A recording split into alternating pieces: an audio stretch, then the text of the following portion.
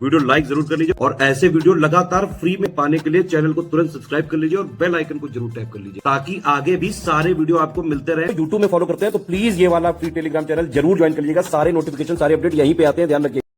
उत्तराखंड लोक सेवा आयोग की तरफ से यूकेपीएससी अपर प्रीलिम्स की प्रारंभिक परीक्षा 29 जून 2025 को कराई जाएगी। इसके बारे में नोटिफिकेशन भी आया था कि अधियाचन प्राप्त हो चुके हैं 122 और जल्द ही सीधी भर्ती के लिए विज्ञापन निकाला जाएगा। अभी भी विज्ञापन आया नहीं है, लेकिन आयोग ने स्पष्ट किया था कि परीक्षा 29 जून 2025 को ही आयोजित की जाएगी। उसी के अनुसार जो है सुनिश्चित करें कि अपनी तैयारी आप लोग कर लें। तो खैर हम नोटिफिकेशन का वेट तो कर ही रहे हैं। स्टडी फॉर सिविल सर्विसेज का लेटेस्ट पेड बैच भी शुरू हुआ है, क्योंकि अब से हमारे पास 55 दिवस करीब बच रहे हैं।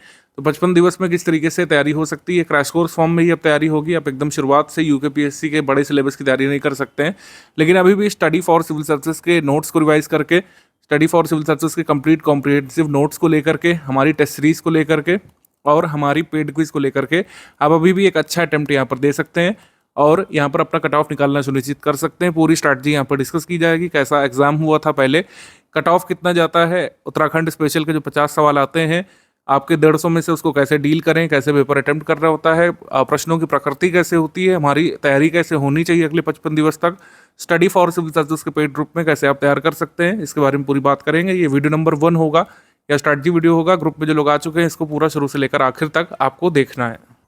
यूकेपीएससी में इस तरीके से परीक्षा योजना होती है जैसे नॉर्थ इंडिया के ज़्यादातर स्टेट पीसीएस में, कि प्रथम प्रश्न पत्र जो जीएस का होता है, सामान्य अध्ययन का, उसी से मेरिट बनता है। यहाँ पर मेरिट डिसाइड होती है कि आप मेंस लिखेंगे कि नहीं। कैटेगरी वाइज मेरिट आती है। 150 प्रश्न होते हैं यहाँ पर, 150 अंक होते हैं।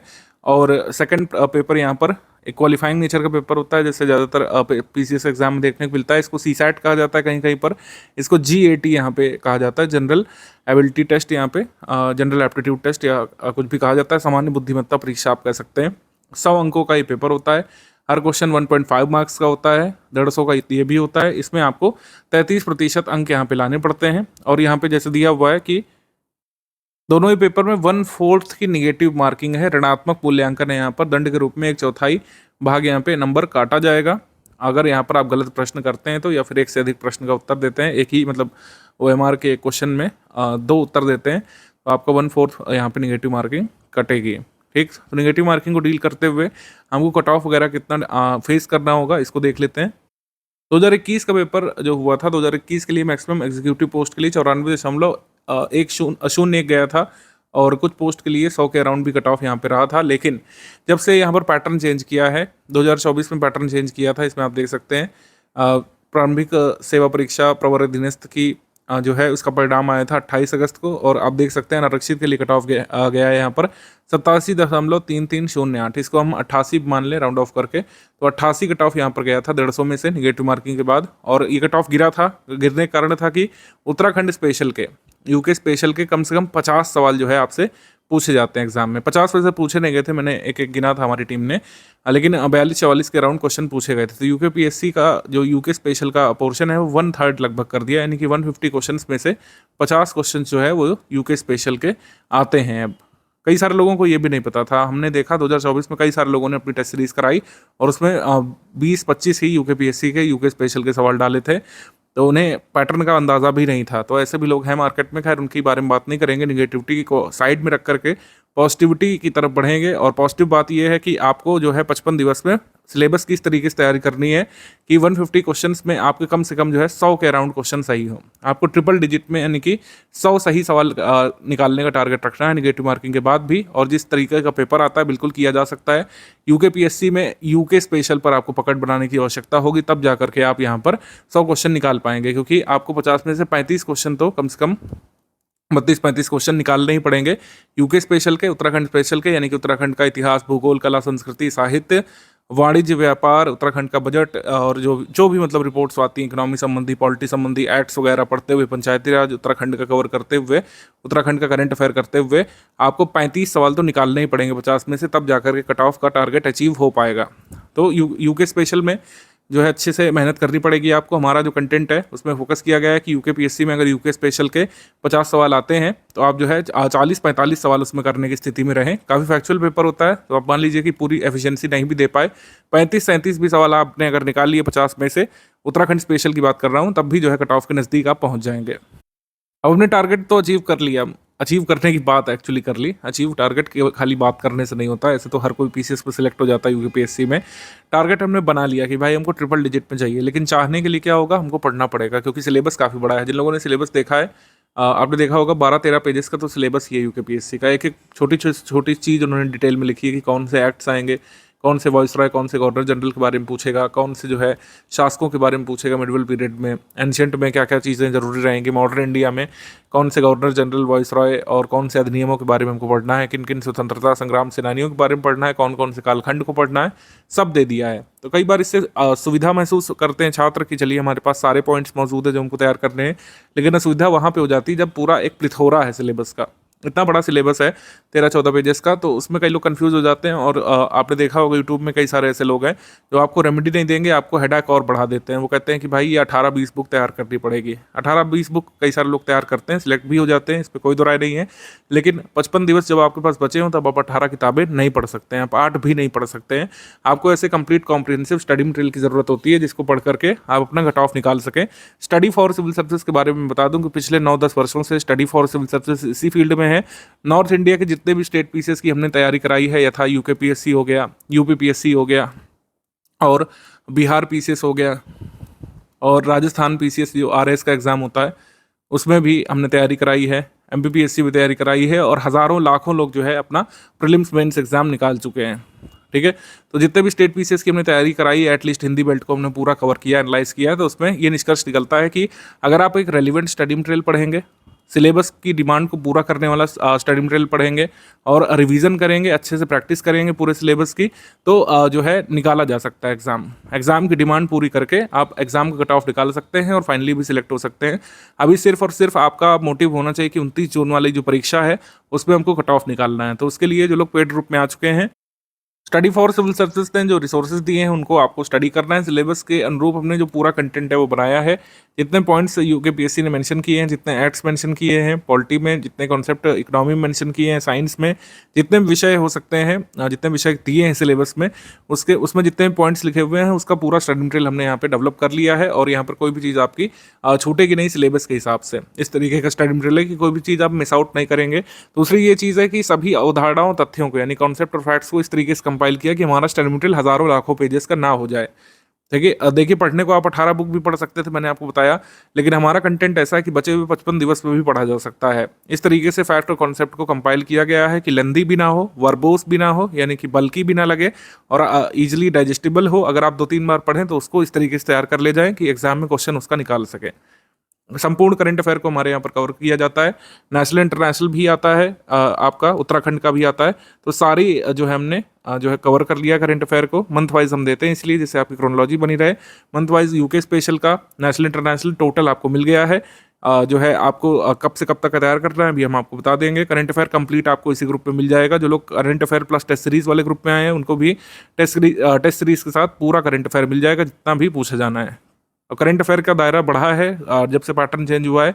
कई सारे सवाल यूकेपीएससी के, यूके स्पेशल करंट अफेयर के आते हैं, और नेशनल इंटरनेशनल करंट अफेयर आते हैं। इंटरनेशनल करंट अफेयर में ऑर्गेनाइजेशन संबंधी करंट अफेयर इसमें पूछा जाता है काफ़ी सारा। सब कुछ इसमें कवर करा दिया गया है। इकोनॉमिक करंट अफेयर सब कुछ इसमें मिल जाएगा आपको। तो कंप्लीट कॉम्प्रिहेंसिव स्टडी मटेरियल है, रेलिवेंट भी है और क्रिस्प भी है, जो इस समय पढ़ा भी जा सकता है बचे हुए 55 दिवस में। आप सभी जानते हैं कि जब इतना तथ्यपरक पेपर आता है तो यहाँ पर अभ्यास का बहुत महत्व होता है। ठीक है, बिना अभ्यास के आप नहीं निकाल सकते हैं। पेपर फैक्चुअल आता है, कंसेप्चुअल क्वेश्चंस कुछ कुछ होते हैं, मेजरली फैक्चुअल पेपर होता है। अगर आप तथ्य नहीं याद करेंगे तो यूकेपीएससी का प्रीलिम्स स्पेशल मतलब प्रीलिम्स वाला कभी भी नहीं निकाल पाएंगे। आपको पता होना चाहिए कि प्रीलिम्स में जो तथ्य पूछे जाते हैं, कैसे तथ्य पूछे जाते हैं अभी हम डिस्कस करेंगे। लेकिन आप मान के चलिए कि जो 85-90% पेपर है अभी फैक्चुअल आता है, इसमें फैक्ट्स पूछे जाते हैं। तो फैक्ट्स कैसे तैयार होंगे? स्टडी फॉर सिविल सर्विसेज की जो टेस्ट सीरीज है वो फैक्ट ओरिएंटेड हमने बनाई है। Sectional test, full length test, इस बार संख्या भी हमने टेस्ट की बढ़ाई है, जिससे आप मैक्सिमम जो कवरेज है वो कर सकें। सिलेबस का कवरेज पर फोकस किया जाता है, मतलब जितने भी पॉइंट सिलेबस में दिए हुए हैं उन पर आधारित कुछ ना कुछ जरूर क्वेश्चन हम लोग पूछें आपसे एग्जाम में, जिससे आप एटलीस्ट उस पॉइंट की स्टडी करें। इकोनॉमी, पॉलिटी, उत्तराखंड की इकोनॉमी, उत्तराखंड की पॉलिटी और इतिहास, भूगोल, कला, संस्कृति से लेकर के वाणिज्य, व्यापार, उत्तराखंड का नेशनल, इंटरनेशनल, क्योंकि इंटरनेशनल भी फैक्टर है उत्तराखंड में। स्टेट का भी करंट अफेयर आता है, इंटरनेशनल करंट अफेयर भी आता है, नेशनल करंट अफेयर भी आता है। ऐसे ही इंडियन इकोनॉमी पूछी जाती है, उत्तराखंड की इकोनॉमी पूछी जाती है, इंटरनेशनल इकोनॉमी में क्या क्या चेंजेस हो रहे हैं वो सब भी पूछा जाता है। तो पूरा कवरेज यहाँ पे रखा गया है कि टेस्ट सीरीज में बारीकी से हम लोग पूरे सिलेबस का कुछ कुछ कवर करें, और ऐसा कवरेज आपको कहीं पर भी देखने को मिलेगा, कहीं पर भी देखने को नहीं मिलेगा। पैटर्न ओरिएंटेड हमारी टेस्ट सीरीज है। जैसे मैंने आपको बताया कि 2024 में सिलेबस चेंज हुआ था, किसी ने अपनी टेस्ट सीरीज में बदलाव नहीं किया था। लोगों ने 20-22 सवाल उत्तराखंड स्पेशल के दिए थे, उससे अधिक नहीं दिए थे। लेकिन स्टडी फॉर सिविल सर्विसेज ही एकमात्र ऑनलाइन इंस्टीट्यूट ऐसा है जिसने लेटेस्ट पैटर्न पर टेस्ट सीरीज आपको उपलब्ध कराई थी, और हमारे टेस्ट में 50-52 क्वेश्चन यूके स्पेशल के होते ही होते हैं। ठीक है, एक और जो कह सकते हैं सोपान होता है हमारी प्रैक्टिस का, वो होता है पेड क्विज। पेड क्विज में पूरे सिलेबस के मोस्ट इंपॉर्टेंट फैक्ट्स का, कॉन्सेप्ट का हम लोग रिवीजन कराते हैं। तो टेस्ट सीरीज के साथ पेड क्विज करके आप इस तरीके से तैयारी कर ले जाते हैं कि अगर आपने एक दो बार जो है अच्छे से सिलेबस को पढ़ लिया, रिवाइज कर लिया और टेस्ट सीरीज पेड क्विज लगा ली, तो कट ऑफ निकालने की आपकी संभावनाएं कई गुना बढ़ जाती हैं। इतना सब कुछ करने के बाद सबसे बड़ी जिम्मेदारी कैंडिडेट के ऊपर ही होती है। आप कितना भी अच्छा स्टडी मटेरियल ले लें, कितना भी अच्छा टेस्ट सीरीज ले लें, अगर आप रिवीजन नहीं कर रहे हैं तो फिर गाड़ी फंसती है हमेशा ही छात्रों की कट ऑफ में। तो रिवीजन करते रहना आपकी रिस्पॉन्सिबिलिटी होगी। इसमें कोई एक्सटर्नल हेल्प आपकी सहायता नहीं कर सकती है, मतलब एक्सटर्नल कोई भी एड आपको कट ऑफ के उस पार नहीं ले जा सकता है। उस पार आप ही को पहुंचना है। जितने भी रिसोर्सेज की ज़रूरत है, बेस्ट रिसोर्सेज की ज़रूरत है, वो स्टडी फॉर सिविल सर्विसेज आपको इस पेड ग्रुप में मुहैया करा ही रहा है। आपने खुद ही देख लिया होगा कि पेड क्विज में कितने लंबे समय से हम प्रैक्टिस करा रहे हैं, जिसका लाभ आपको डायरेक्टली एग्जाम मिलेगा। हमारी टेस्ट सीरीज कैसी है, एकदम पैटर्न ओरिएंटेड है। सभी तरीके के सवाल जो अभी तक पूछे गए हैं, जो आगे पूछे जा सकते हैं, सभी तरीके के सवाल यहाँ पे आपको प्रैक्टिस करा दिए जाते हैं हमारी टेस्ट सीरीज में। अब कुल 55 दिवस आपके पास बच रहे हैं क्रैश कोर्स फॉर्म में स्टडी करना है। डेली कम से कम 8 से 10 घंटे आपको निकालने चाहिए।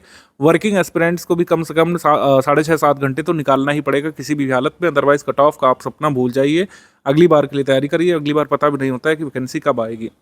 अगर आप स्टडी फॉर सिविल सर्विसेज के ग्रुप में आ चुके हैं तो स्ट्रैटेजी देखने के बाद आपको पढ़ाई यहाँ पर शुरू कर लेनी होती है। और पढ़ाई के लिए दिया क्या क्या गया है इसको हम लोग देख लेते हैं। स्टडी मटेरियल वाले ग्रुप में आपको जोड़ा गया होगा, जिसमें सारी चीज़ें आपको दिख रही होंगी। स्टडी मटेरियल संबंधित करंट अफेयर को डे वाइज मॉड्यूल में हम लोग कवर नहीं करेंगे, इसको मंथ वाइज हमने दे दिया है क्योंकि अब ज़्यादा समय नहीं है। जून 2024 से आपको तैयार करना है। जून 2024 से लेकर अप्रैल तक का दे दिया गया है। ठीक है, अप्रैल तक का नेशनल इंटरनेशनल करंट अफेयर जो है दे दिया गया है। जून तक का आपको तैयार करना है, करीब 9 जून तक का आपको तैयार कर लेना है।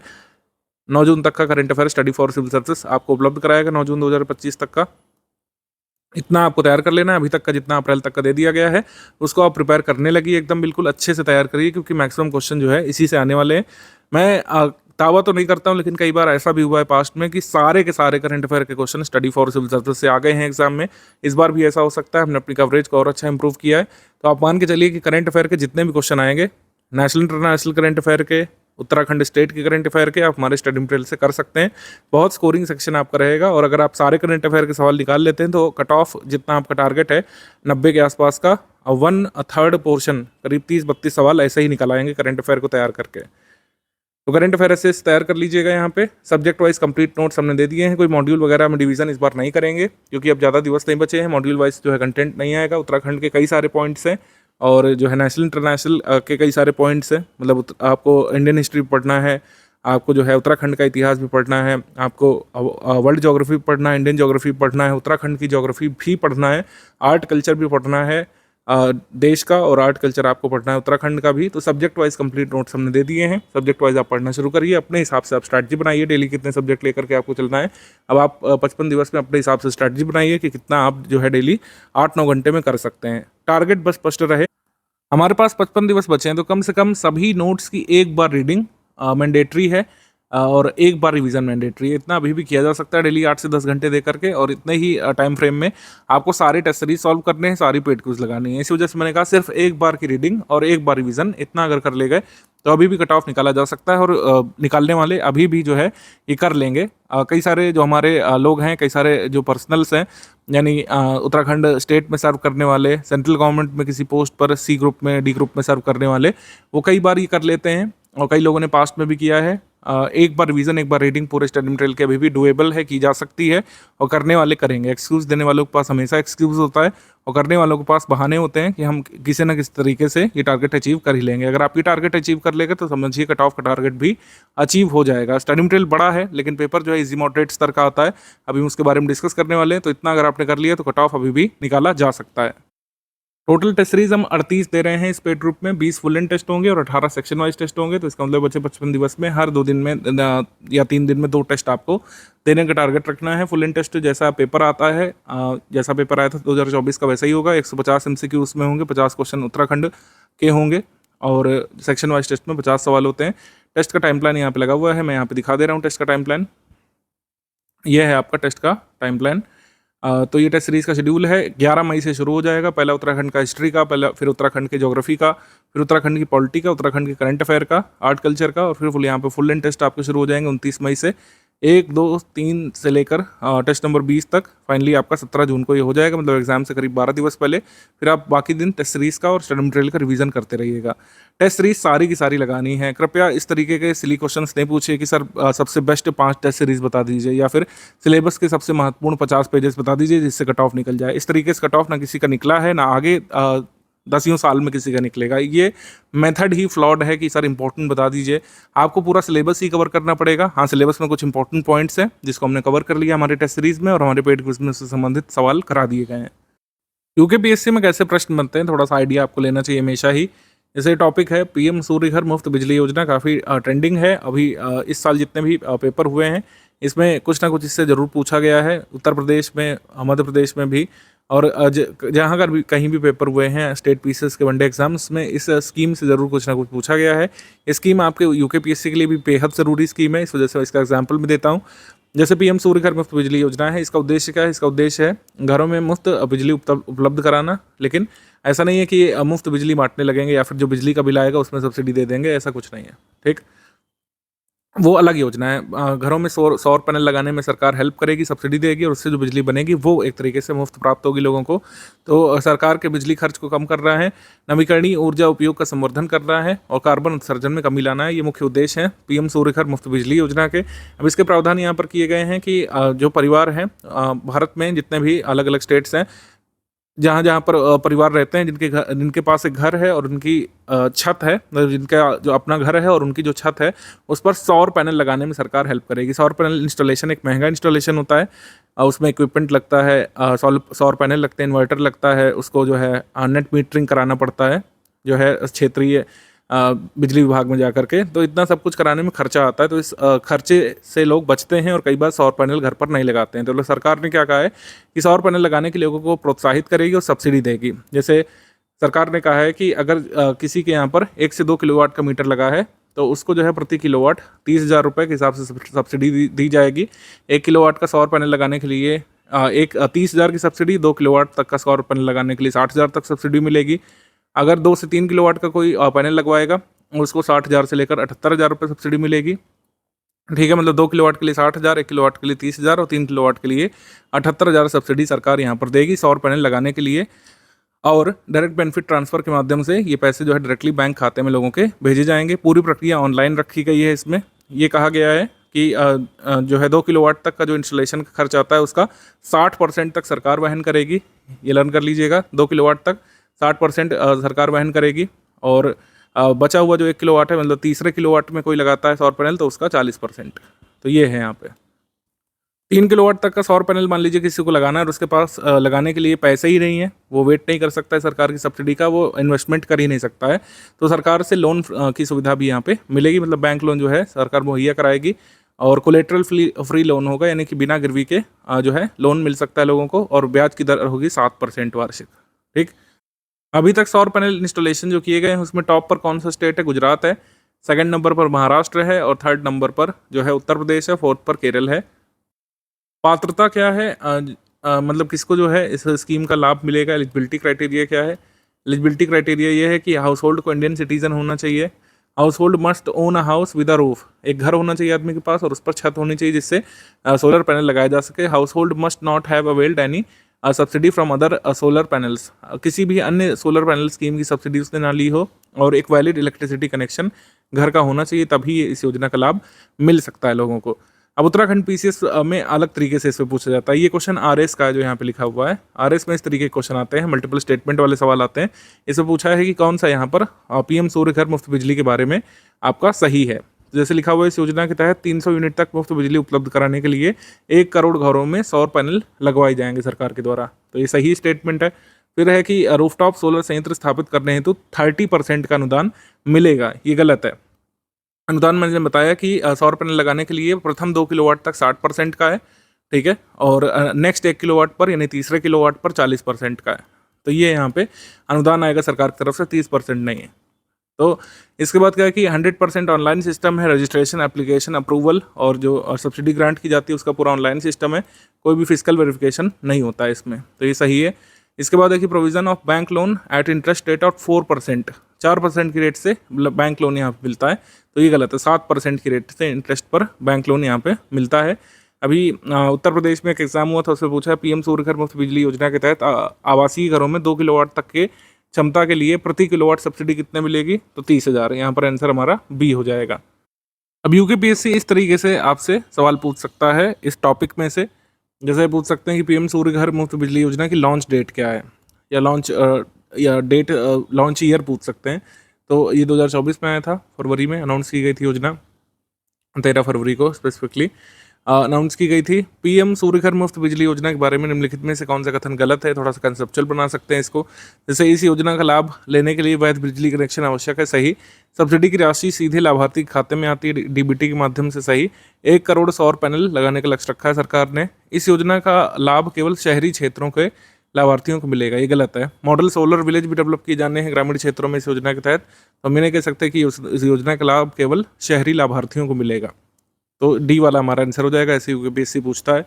और इस पर फैक्चुअल पूछ सकते हैं कि पीएम सूर्य घर मुफ्त बिजली योजना के अंतर्गत अधिकतम सब्सिडी की राशि कितनी है। अधिकतम सब्सिडी मिलती है यहाँ पे 78,000, अधिकतम सब्सिडी मिलती है 78,000। इसके बाद पीएम सूर्य घर मुफ्त बिजली योजना के तहत निम्नलिखित में से कौन सा कथन सही है आपसे पूछा है, ठीक है। तो जिन घरों में छत नहीं वहाँ सौर पैनल लगाने की व्यवस्था सरकार करेगी, राज्य सरकार, ऐसा कुछ नहीं है। SC ST OBC समुदाय के लोगों को ही लाभ मिलेगा, ऐसा कुछ नहीं है। इसमें समुदाय वगैरह की बात ही नहीं की गई है। इस योजना के तहत सौर पैनल लगाने से पहले सब्सिडी की राशि दी जाती है, गलत है। सब्सिडी हमेशा आती है सौर पैनल लगने के बाद, नेट मीटरिंग होने के बाद। तो हमारा आंसर हो जाएगा कौन सा सही है, उपर्युक्त में से कोई नहीं। इस तरीके के प्रश्न कई बार आ सकते हैं यूकेपीएससी में। हमारा आशय क्या है कि बहुत फैक्चुअल सवाल भी आ सकता है, थोड़ा कंसेप्चुअल आ सकता है, इससे ऊपर स्तर में यूकेपीएससी नहीं बढ़ता है। मल्टीपल स्टेटमेंट वाले सवाल बस इसी हद तक आते हैं, ठीक है। मैचिंग वाले सवाल आते हैं, चूज नॉट करेक्ट वाले सवाल आते हैं। इस तरीके के प्रश्न यूकेपीएससी पूछता है। अब जैसे ये स्कीम है पीएम विश्वकर्मा योजना, तो पीएम विश्वकर्मा योजना में इस तरीके के प्रश्न जो है यूकेपीएससी में बन सकते हैं। जैसे इस पर पूछेंगे पीएम विश्वकर्मा योजना को कब जारी किया गया था, लॉन्च डेट क्या है, तो 17 सितंबर 2023 लॉन्च डेट है। इस बात से पूछेंगे कि लाभार्थी कौन होते हैं। अनुसूचित जाति की महिलाएं, कॉलेज जाने वाले छात्र, पारंपरिक कारीगर या भूमिहीन कृषक मजदूर। तो पारंपरिक कारीगर होते हैं। ऐसे पूछ लेंगे कितने प्रकार के इसमें ट्रेड्स को कवर किया गया है, तो इसमें कवर किया गया है 18 प्रकार के ट्रेड्स को, ठीक है। ये आपसे पूछ सकते हैं। या फिर वैसे ही जैसे हमने पीएम सूर्य घर में बताया, मल्टीपल स्टेटमेंट वाला सवाल आ सकता है कि इसके बारे में 4-5 चीज़ें पूछ लेंगे, 4 चीज़ें, उसमें पूछेंगे कौन सा सही है कौन सा गलत है। इस तरीके के प्रश्न यूकेपीएससी बनाता रहता है। पीएम विश्वकर्मा के लाभार्थियों को क्या नहीं मिलेगा, ये पूछ सकते हैं। तो बिना ब्याज का कर्ज, ये नहीं मिलेगा, कर्ज पर ब्याज लगेगा बिल्कुल। कौशल उन्नयन जो है कराया जाएगा, ये सही है। विपणन सहायता मिलेगी, टूलकिट के लिए धनराशि भी मिलेगी, लेकिन ऐसा नहीं है कि जो है बिना ब्याज का कर्ज मिलेगा। बिना गिरवी रखे कर्ज मिलेगा, कोलेट्रल फ्री लोन मिलेगा, लेकिन कर्ज पर ब्याज लगेगा, ठीक है। तो इस तरीके के जब प्रश्न बनते हैं तो रिवीजन का यहाँ पर बहुत महत्व हो जाता है। कैंडिडेट की जिम्मेदारी है कि आप रेगुलर बेसिस पर रिवीजन करिए। जो स्टडी मटेरियल है उसका रेगुलर रिवीजन भी जरूरी है। जैसे मैंने कहा, एक बार रीडिंग एक बार रिवीजन। तो अब हमारे पास अब इतना कम समय है कि जब तक आप रीडिंग खत्म करेंगे और रिवीजन अपना खत्म करेंगे तब तक एग्जाम ही आ जाएगा। तो ऐसा कोई मल्टीपल टाइम्स के लिए अब तो नहीं ज़रूरी है, लेकिन जो चीज़ें आप भूल रहे हैं उसको रेगुलर बेसिस पर रिवाइज करिए। जैसे हिस्ट्री के कुछ फैक्ट्स हैं, आर्ट कल्चर संबंधी फैक्ट है, ठीक है। उत्तराखंड का भूगोल है, आप उसमें कौन सी नदी जो है किसकी सहायक नदी है, ये काफ़ी पूछा जाता है। कौन सी नदी घाटी जो है कहाँ बनती है, कौन सा दर्रा जो है किस नदी के पास है, किस शहर के पास है, कौन सा दर्रा, कौन सी इंडस्ट्री कहाँ है उत्तराखंड में, कौन सा अधिनियम कब आया था उत्तराखंड में, किस आयोग की अध्यक्षता कौन करता है, ऐसे क्वेश्चंस पूछे जाते हैं। तो रेगुलर रिवीजन का महत्व होता है, और रेगुलर रिवीजन आपका क्विज प्रैक्टिस से भी होता जाता है। क्विज प्रैक्टिस का बहुत महत्व यहाँ पर रहेगा। क्विज प्रैक्टिस लगातार करते रहिए। हमारा क्विज ग्रुप जो है उसके अगर आप सारे के सारे क्वेश्चन लगा गए तो 1/3 पेपर तो वहीं से कवर हो जाएगा, ऐसा हम लोग क्लेम कर सकते हैं। आपको दिखाएंगे भी सारे प्रूफ वगैरह। क्विज प्रैक्टिस लगातार करते रहिएगा। क्विज ग्रुप हमारा काफ़ी पहले से चल रहा है। करंट अफेयर के सवाल एक बार देख लीजिए। करंट अफेयर के बहुत पुराने क्विज से अटेम्प्ट ना करें। करंट अफेयर का जो ड्यूरेशन है वो आपको क्लियर है। आपको जून 2024 से पुराना करंट अफेयर नहीं पढ़ना है, ठीक है। उत्तराखंड स्पेशल का भी और नेशनल इंटरनेशनल करंट अफेयर का भी जून 2024 से पुराना नहीं पढ़िए। जून से लेकर अभी तक का, जून 2025 का 9 तारीख तक का आपको तैयार करना है। सारे अपडेट्स आपको PDF में मिल जाते हैं। जितना भी अपडेट होता है वो उत्तराखंड करंट अफेयर में हम दे देते हैं, नेशनल इंटरनेशनल करंट अफेयर में कवर कर लेते हैं। क्विज ग्रुप आप देखते रहिए लगातार। क्विज ग्रुप में कई सारे वीडियोस भी मैं देता रहता हूं। जैसे जब अब तक आपका वीडियो मिल रहा है, ये स्ट्रैटेजी वाला मैंने एकतादारी सिस्टम पर वीडियो बना करके डाला है। तो जो कुछ महत्वपूर्ण टॉपिक्स होते हैं उसका वीडियो हम देते रहते हैं। कोई अपडेट होती है तो उसका वीडियो हम देते हैं। जैसे PM सूर्य घर मुफ्त बिजली योजना पर जो है हमने आपको वीडियो दिया था काफ़ी पहले, 1 महीने पहले आपने देखा होगा क्विज ग्रुप में। तो मैंने वीडियो दे दिया था क्योंकि मुझे लगता है वो स्कीम काफ़ी ज़रूरी है। तो ये सारे अपडेट्स अगर आप फॉलो करते रहेंगे तो निश्चित तौर पर अभी भी सिलेक्शन लिया जा सकता है बचे हुए 55 दिवस में। हालांकि ये जो रिक्वायरमेंट है डेली 7 से 8 घंटे की, ये पूरी करनी पड़ेगी। डेली 7 से 8 घंटे जो है लगे बिना ये चीज़ें नहीं हो पाएंगी। मेरा स्ट्रैटेजी वीडियो 30 मिनट का है, आपने सुन लिया, आपको अच्छा लगा और बाकायदा सब चीज़ें डुएबल लगी। लेकिन अगर आपने अगले 55 दिवस तक नहीं प्रयास किया डेली 7 से 8 घंटे, तब चीज़ें मुश्किल हो जाएंगी। आपको आते हुए क्वेश्चन लगेगा कि हमने नहीं पढ़ा है, मैं भूल रहा हूँ, मुझे याद है लेकिन पूरा नहीं याद है। तो ऐसी सिचुएशन से बचने के लिए आपको जो है ये करते जाना है, अपना टारगेट पूरा करता जाना है। टारगेट मैंने बता दिया, स्पष्ट है। अब 55 दिवस ही बचे हैं तो सारे स्टडी मटेरियल की एक बार रीडिंग, 1 टाइम रीडिंग करने के बाद एक बार रिवीजन करना है। प्रैक्टिस रिसोर्सेज सारे फॉलो कर लेना है, सभी फुल लेंथ टेस्ट लगा लेना है, सभी सेक्शनल वाइज टेस्ट लगा लेना है और पेड क्विज में सारे क्वेश्चंस आपको सॉल्व कर लेने हैं। इतने सभी आराम से आपका कट ऑफ क्लियर हो जाएगा, ठीक है। बेस्ट ऑफ लक है सभी को। डाउट क्लियरेंस वाला ग्रुप हमारा चालू हो चुका है। लास्ट 55 दिवस में कोई भी डाउट पूछेंगे उस डाउट को बताया जाएगा। डाउट क्लियरेंस हमारा लगातार चल रहा है। क्विज ग्रुप में से क्वेश्चंस में कोई भी आपका डाउट है, टेस्ट सीरीज में कोई डाउट है, हमारे स्टडी मटेरियल संबंधी कोई डाउट है आपका, तो आप जो है डाउट क्लियरेंस वाले ग्रुप में डाल सकते हैं। आप उस पर पूछ सकते हैं कि सर इस पर डाउट बता दीजिए। उसमें हमारे एडमिन जो है इस समय एक्टिव हैं। एग्जाम से पहले मिशन मोड में हम लोग डाउट सॉल्व करते हैं। कोई भी आपका डाउट हमारे स्टडी मटेरियल में से, पेड क्विज में से, टेस्ट सीरीज में से रह नहीं जाना चाहिए, हम इंश्योर करेंगे। तो जब भी आप डाउट पूछेंगे तुरंत ही एडमिन आपके डाउट को पेड ग्रुप में, डिस्कशन ग्रुप में या डाउट क्लियरेंस ग्रुप में सॉल्व कर देंगे, ठीक है।